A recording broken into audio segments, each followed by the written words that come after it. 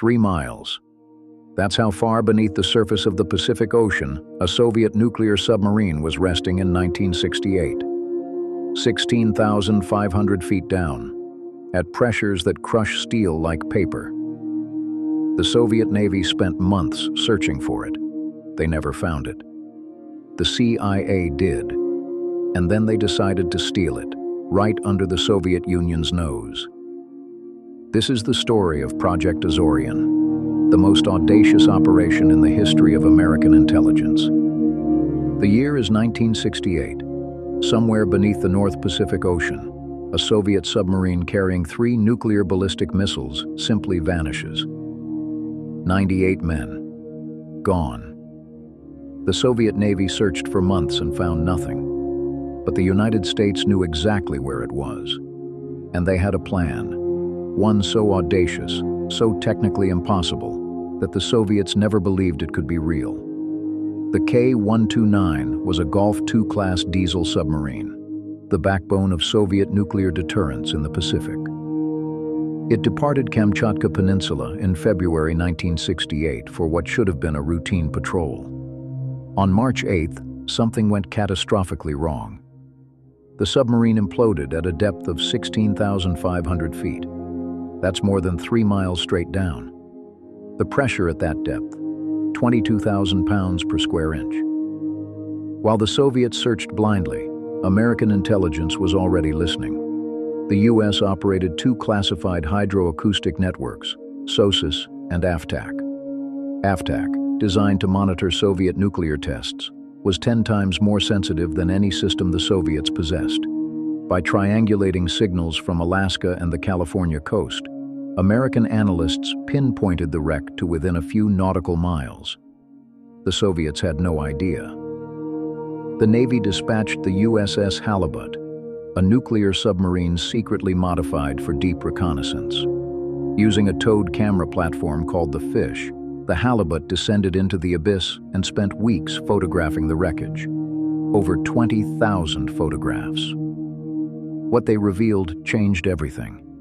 The K-129 had broken into sections, but the forward hull, containing the missiles and cryptographic equipment, was largely intact. In 1970, those photographs reached Henry Kissinger and the highest levels of American intelligence. The prize was considered priceless. Intact Soviet nuclear missiles, cryptographic codebooks, sonar equipment. The CIA was given one directive: retrieve it. The problem: no technology existed to lift a 1,700-ton object from 3 miles underwater. They would have to build it, in total secrecy. The CIA needed a cover story. They needed someone whose eccentric, secretive nature would make even the most outlandish project seem plausible. They chose Howard Hughes. The reclusive billionaire's Summa Corporation would publicly announce a revolutionary new venture: mining manganese nodules from the ocean floor. It was the perfect lie. Hughes was so notoriously unpredictable that no one questioned it. Not the press, not Congress, and not the KGB. What they built was unlike anything ever constructed. The Hughes Glomar Explorer, 618 feet long, 50,000 tons. At its center, a moon pool, a massive opening in the hull large enough to swallow a submarine whole. 3 miles of steel pipe sections, each 60 feet long, would be assembled one by one to lower the capture vehicle to the seabed. The engineering required to make this work didn't exist yet. They invented it. The capture vehicle was called Clementine, a mechanical claw the size of a building, designed by Lockheed to grip the K-129's hull at the bottom of the Pacific. But there was a critical flaw the engineers didn't fully anticipate. At near-freezing temperatures 3 miles down, the steel in Clementine's arms became brittle. At 22,000 pounds per square inch of pressure, brittle steel doesn't bend. It shatters.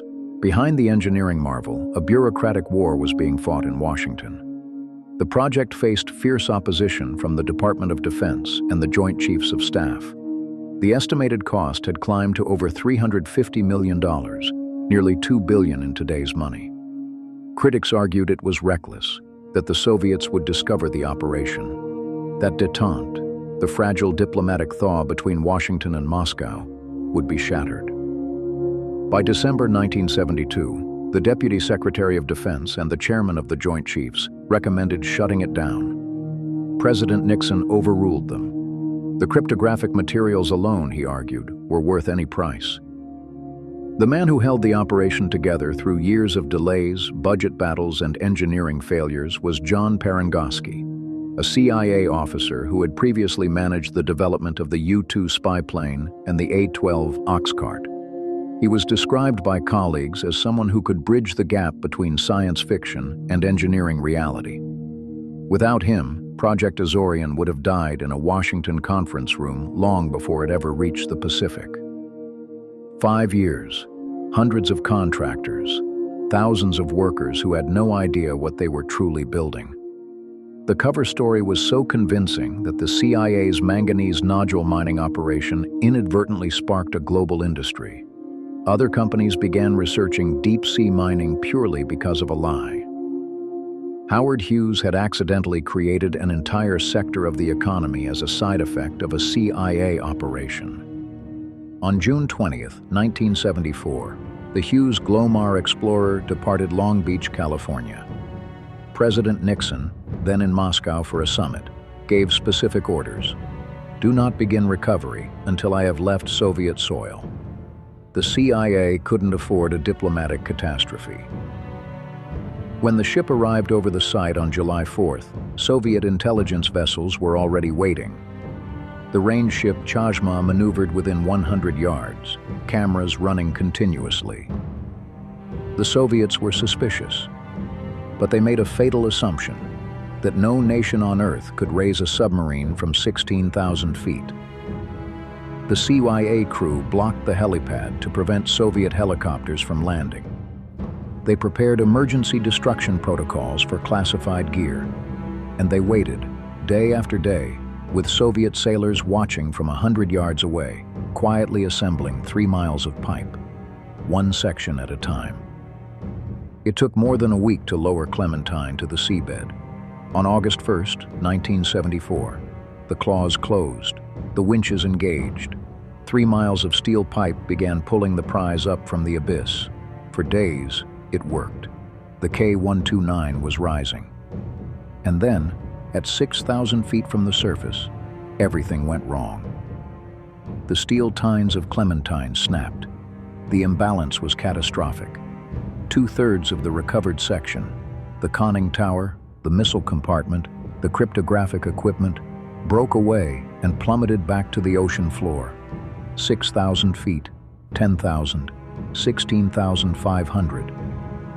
The most valuable intelligence of the Cold War disappeared into the abyss for the second time. What reached the moon pool was a 38-foot section of the torpedo compartment. Inside, 2 Soviet nuclear torpedoes, sonar equipment, technical manuals, and something no one expected: the remains of 6 Soviet sailors.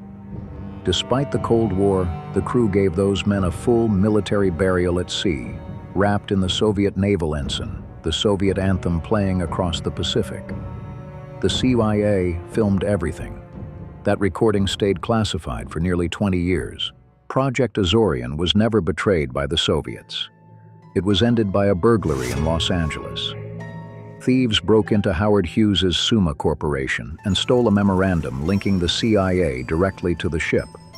The CIA called the FBI. The FBI called the LAPD. And somewhere in that chain of calls, an investigative reporter started asking questions. DCI William Colby personally called every major American newspaper asking them to hold the story. Most agreed, but not all. On February 7, 1975, the Los Angeles Times published the first story. 6 weeks later, Jack Anderson broadcast the full details on national television. The mission was over. The world waited for Moscow to react. The Soviets said nothing. To protest publicly, they would have had to admit they lost a nuclear submarine, that their search failed, and that American technology reached 3 miles underwater while Soviet engineers couldn't find the wreck. Silence was the only option that preserved any dignity. When a journalist filed a Freedom of Information request, the CIA invented a third option, neither confirming nor denying the records existed. This became known as Glomarization, a legal precedent still used by federal agencies today. Some of the most sensitive government secrets in American history are protected by a response born from this one operation. Project Azorian never recovered the cryptographic codes it was built to find, but it proved that the United States could operate with total impunity at the bottom of the world's oceans. The Soviet Navy was forced to reassess the security of every submarine ever deployed. The psychological impact outlasted the mission by decades.